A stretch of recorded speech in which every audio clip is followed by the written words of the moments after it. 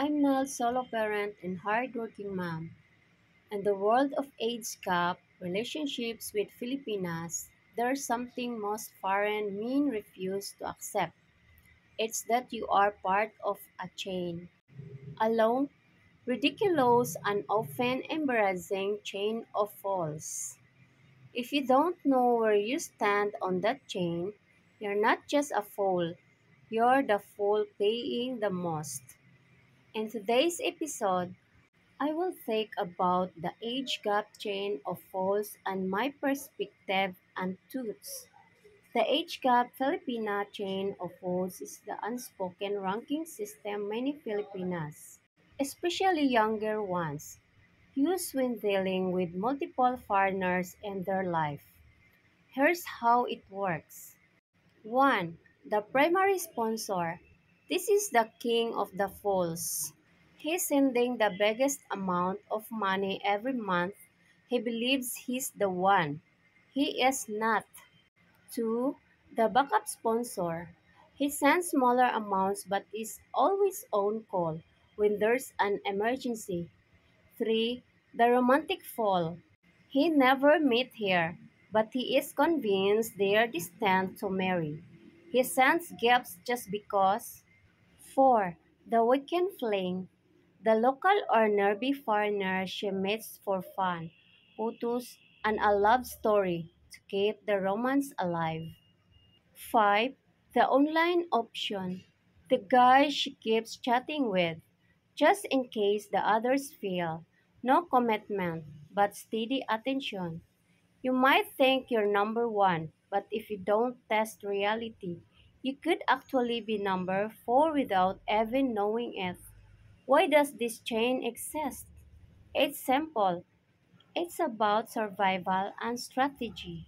Many Filipinas in the age gap scent have learned to diversify their foreigner portfolio the same way investors diversify their stocks.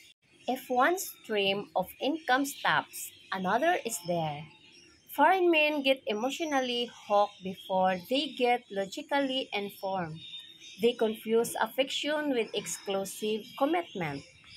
Common traps. Believing every I love you after 2 weeks of chatting. Falling for emergency stories that just happen to occur right after payday. Assuming visits mean loyalty, when visits are sometimes just part of the juggling act.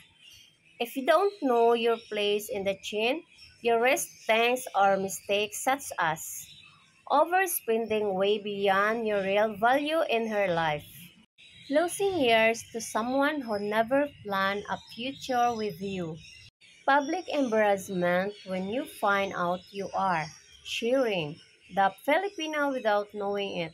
The worst part is that some men fight to climb up the chain without realizing the only winner in this game is her.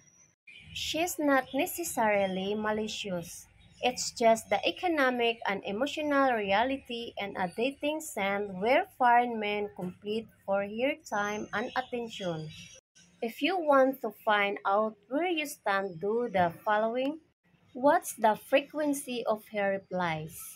If she disappears, often someone higher up the clan has her attention. Check the urgency of her request. If every contact is tied to money, you're a sponsor, not a partner. Observe her online behavior. If she is always active but slow to respond to you, guess what? You're not priority number one. See how she reacts when you say no. If love turns cold the moment your wallet closes, you were never the top fool. In the Eitzka Filipina scene, you must know your place on the chain of falls. If you are comfortable with your spot, fine, just play the role. But if you think you are number one and you are actually number four, you are not just in the chain, you are the weakest link. Don't hate the game, just stop being the fool she counts on the most. Thank you for subscribing, watching, and donating to my channel. We are family. See you next episode.